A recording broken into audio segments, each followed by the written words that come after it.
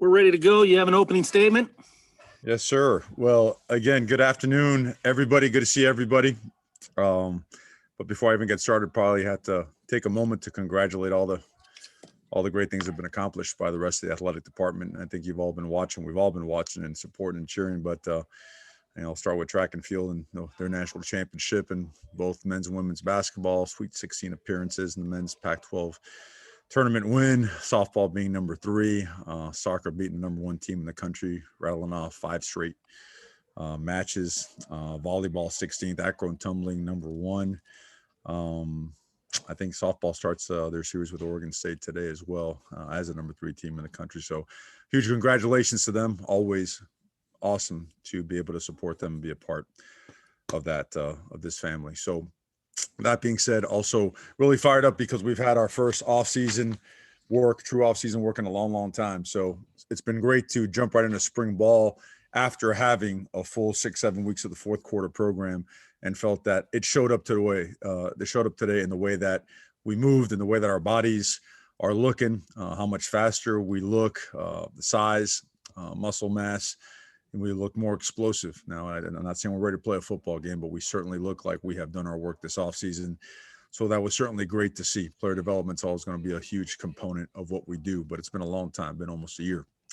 So what we got going today, pleased with the effort out there. Obviously, there's some rust to knock off, but the enthusiasm, the energy, the attitude is exactly what you want. But we have to continue growing as a team. And we have a lot of things we want to improve upon. Some of the things we touched on last time we met, and some of the things we'll continue touching on. But we want to make sure that we elevate our standards of everything that we do, improve the way that we execute all phases, our physicality, our toughness, our effort, our discipline are all things that we want to get better at. We want to be more explosive on offense. We want to be more disruptive on defense. We want to create competition at every single position, and we want to make sure we create roles for every single player on our football team. And to do so, we got to elevate and make our teaching progressions, our teaching standards elite. And we're certainly, we've invested a lot of time in that, and we expect that to pay off in a big time way. But lots of guys have been here for a while, and they've developed to the point in time where now it's their turn to have an opportunity. And then we have the most early enrollees we've ever had here since our arrival at Oregon. And it's really, it's impressive to see how much these guys have put in terms of work in the weight room and studying our playbooks and our systems to be able to jump out there right away today, and certainly looked the part in our first day of practice. But while we groom leadership and develop leadership, we also want to create accountability. And we want to also create a more resilient team by presenting our team and presenting situations and opportunities to battle adversity in practice, backed up, very difficult 2-minute situations, 4-minute situations, stuff of that nature. And then, of course, we have our offensive and defensive and special teams goals. But I thought that'd be a good way to start things off for you guys. Appreciate you being here. And that being said, open to questions. Let's start with James. Mario, just a ton of personnel updates I wanted to get from you in light of injuries and who's back and who's not kind of thing. For one, Randazzo opted out. Is he back? Sampson obviously opted out and had a family issue this past year. Is he back? And you mentioned some of the early enrollees. Who joined, if anybody, during spring break? Is Jonah Miller here? Who else has arrived in the last couple of weeks?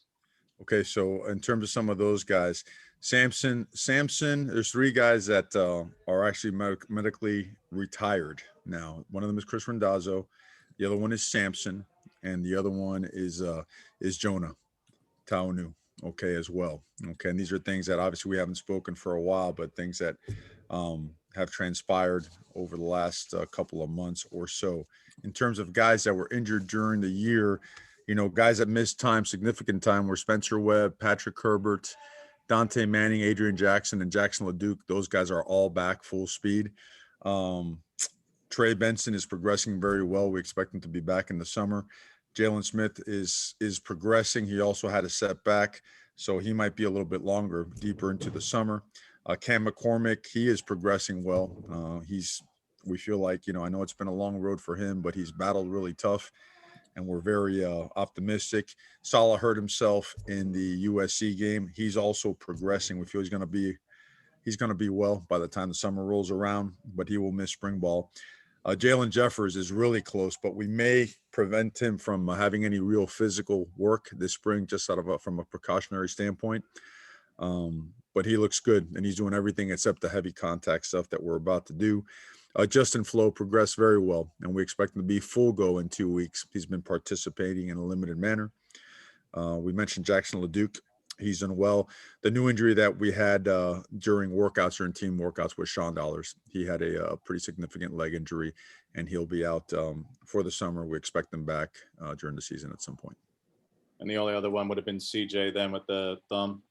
No, CJ is full go. CJ was another one that I forgot to mention, but he was full go today. So 6 of the guys that were injured during the season are back full go. Another 3 are either full participating minus a couple of reps or due to fully participate in the next 2 weeks.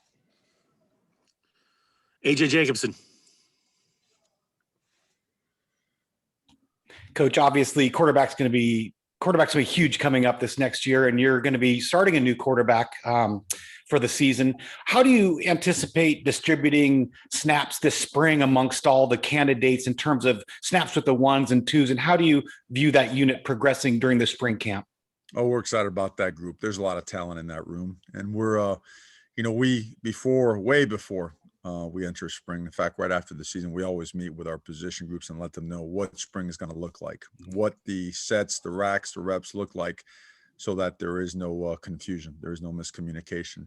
So heading into spring, they're very well aware of where they are, what they have to do to get better, and the opportunities they're going to have to compete for this position. And today, if today is an indication of what we're going to be like, it's an exciting time for Oregon, because these guys did a really good job today. They're very competitive. We're going to place them in competitive situations. They're what you want, but it's obviously the one position that's always the focal point of every team in terms of the competition, how we construct that for them. We make sure that it's as rigorous and as demanding as all the other positions. Max Torres, Ducks Digest. Mario, a lot of people are excited about Ty Thompson and what he brings to the quarterback position. Just want to hear, what you saw from him today and how you feel he's progressing. Yeah, day one, I think all those guys did well. Robby did really well. Butterfield did really well. Those guys did well. In reference to your question, I'm sorry, Ty. Yeah, he looks the part. We knew he was a great talent coming in, and in the little that we've seen, he hasn't disappointed, as well as in his competitive nature. Him and all those guys, they attack the opportunities that we have, whether it be a workout, whether it be a film session. They attack it, and they've got the right DNA. And so, yeah, we expect great things from Ty, no doubt. Ryan Thorburn, Register Guard. Mario, how will Pro Day work tomorrow? And given the fact that you have some elite prospects, but they haven't played for a couple seasons, what kind of questions are you getting about Penei and those guys?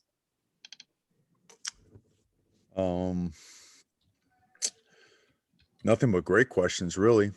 I really do believe that the situation out west was a lot different than the rest of the country. I mean, it wasn't like we were told it was going to take a little while. I mean, we were postponed twice and really canceled, right? And there was no guarantee of actually playing a season.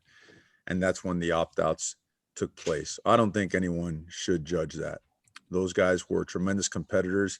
They all had, they were juniors, so they were going to play anyways. But some of the guys that were seniors that did opt out, they had made the decision to return, had gone through spring ball, had gone through the off season. So they had every intention and carried out their intentions through actions to play this year. It just didn't happen. So the questions have been all positive. I think they see the type of regimen and structure that we have here. And they've put their eyes on that film. They've burned their eyes on that film, and they see that these guys are productive, tough, physical, smart football players with great reputations. They're loved by their teammates. They're high accountability guys. I think draft day is going to be a great day for the Oregon Ducks. Matt Preem. Yeah, Mario, so much has been said about Ty, but what's Jay's development been like? I mean, a couple of years ago, he was one of the most decorated recruits in the country, and it feels like he's maybe kind of flown under the radar for whatever reason. Just your thoughts on Jay and kind of where he's at as well. Well, Jay's certainly not flying under the radar in practice because he's doing a great job. He's talented. He's a big guy. I forget, when we recruited him, he was really thin, and the weight room has certainly paid off for him. And it's impressive to watch him throw the football with such ease. I mean, he could launch. He's the guy that can throw it from the hash to outside the opposite numbers, which, not many guys can do that. He's very smart. He's very accurate, hard worker. Another guy that's tough. I think both him and Ashford, I mean, this is a great quarterback competition. It's how you want all your rooms to be. So we expect very big things out of him as well. Tyson Alger. If you got a runner on third late in the game and there's a fly to center, are you sending that guy on Ashford? Just I know we've heard from Coach Waz about a month ago about kind of the balance that he's going to have this spring, but like where do you view his development at as football? And I mean, it's probably had to have been fun for you to see some of those plays that he's had on the baseball. Well, first off, since we got Coach Waz a center fielder, I expect Coach Waz to get me a defensive tackle somewhere here, right? And maybe in a form of a catcher or something like that, I hope. So Robby's a competitor, and what's really neat is watching how much fun he is having and how it's changed him. His GPA jump from the fall to the winter with the extra demands that he had on him is, those things are always there in parallels, right? A guy gets better academically, a guy gets better on the field, takes care of his business. So that guy's he's an exceptional competitor, man. I look forward to seeing more, but I totally forgot the question you asked. Brandon Cameraman, KVAL. Hey, Mario, does the change in the spring schedule, the fact that it's a little bit later, and the fact that you don't have spring break, breaking it up, is that a benefit? Is it a detriment? Does it even matter? Well, it's a great question. It's very new for myself. But when RC, remember, it was so hard for us at the beginning because when we went home in August, we were home and there were no classes since we're in a quarter school, right? It started late. The season was put back on. So we came back 6 weeks later, and then we went straight through, and then we went straight through the holidays. So we gave them extra time on the back end and came back about 2.5, 3 weeks later. The freshmen were here a little bit earlier, which was neat. I think we'll do that forever going forward. Have those guys to ourselves and get those guys acclimated, especially a group that large. But it was very important that we got ourselves 6.5 to 7.5 weeks of true off-season work, strength and conditioning, the fourth quarter program. I mean, to be able to change the bodies like we want them to change, we have to be able to do that. And that time was essential. The only thing that's difficult is here, your finals week and your spring break eats up 2 weeks. And you have to trust your players to go home and stay in good shape and come back ready to practice because you're rolling right away. So that being said, we like it. And we like the fact now that we're spacing out the days where we're working Tuesday, Thursday, Saturday with lifting, film sessions, walkthroughs in between. It's a great learning, I would say, regimen and structure, especially for that many new guys. Andrew Hobner, KZI. Yeah, Mario, last fall you talked about how, COVID kept you guys from doing some of the off-field stuff, the guest speakers, the leadership stuff, the chemistry building things. Now that we're entering, lower risk and looking at that potentially into the summer, how much is that going to be a boost, provided that you didn't have that last year when you lost so many senior leaders? Oh, we can't wait for that opportunity. I mean, we're a very, every place has its secret sauce. Ours is, the way we do things. And part of the way we do things, we take a deep dive into our people. That's how we get to know each other. We invest time. We spend time with them. We do it all, man. I mean, from the paintball stuff, which, man, that stuff hurts when it hits you and you're not covered up. But the paintball stuff, the going out there to the dunes sometimes, going on hikes, spending time at some of the sporting events around. So we can't wait for those opportunities to surface again. James Cristobal is going to have a barbecue at his pool out at his condo for the whole team, is what I understand, or something like that. So we're waiting for those opportunities to come open again so we could all, bring it together. Thank you, James. Julian Minson, KZI. Mario, are there any players that you're excited to see what they could do with the full kind of spring off-season program this time around? The list is long, and I don't know where to begin. because it's at every single position you have guys. You really do. And I'd almost be shortchanging the team if I started on one and didn't go through the entire roster with you. I can tell you that today, guys, yeah, the older guys make plays. I'm watching Jalen and Johnny, Micah Pittman make plays. And then I see Dante Thornton, Troy Franklin go up and haul a couple, tremendous passes. I see guys in the secondary like Verone out there leading and making plays. I see a guy like DJ James whose body is changing, and him and Mikael Wright, what a combination that is. But now Dante Manning is healthy for the first time. And you forgot, man, that guy was here for a year but never got to play. And you see him close on a ball carrier. You see him eat up that space between him and a wide receiver that created some separation. And you just get excited all over the place. Very excited about the young defensive linemen. When I say young, I mean, guys like Keon, I tell a lot of these guys, like, look, man, last year was a pandemic year, never before experienced by any of us. I don't know what that year is like. Yeah, there was a season, of course. There's some things that were done, but, almost like man, not a full year of development and training like we usually do. So it just goes on and on and on. The young offensive lineman, I can't start because I'll keep going. I saw Mo caught a big ball today. Terrence Ferguson, Marcus Harper looked great. We talked about the quarterbacks already. Chris Hudson, gosh, he's fast. He's fast, guys. That guy can flat out go. But it goes on and on. Special mention to Cross Patton today too, man. Cross Patton went out there and made a bunch of plays and did some things. So Kingsley, Bram Walden, both those guys, just Faope, big Ope, has like a human eclipse. So I guess we'll zero in on the guys as you guys ask questions about certain positions. That way I won't, eat up your time and I could get you the information that you want. James. Addison and Jalen, are they on offense or defense for each of them? And then to the line of scrimmage, like you just mentioned, Mario, more on just snap count management, because you guys can go almost 4 deep on the O-line, and on the interior D-line, you're also you're like 17 guys. What do you want from me? You can go almost 4 deep, and the interior. Irresponsible journalism right there is what that is. Jalen Smith is on defense. Brian Addison is also on defense. We are about 2.5 deep on the O-line, and that's the way it goes in programs that want to be successful in the trenches. Okay. But, you want to make us 4 deep, you can come out and play guard if you want, brother. But, right now we're still at that number. We got time for 2 more, Max. Yeah, Mario, want to stay on your guys, the offensive line, a little bit here.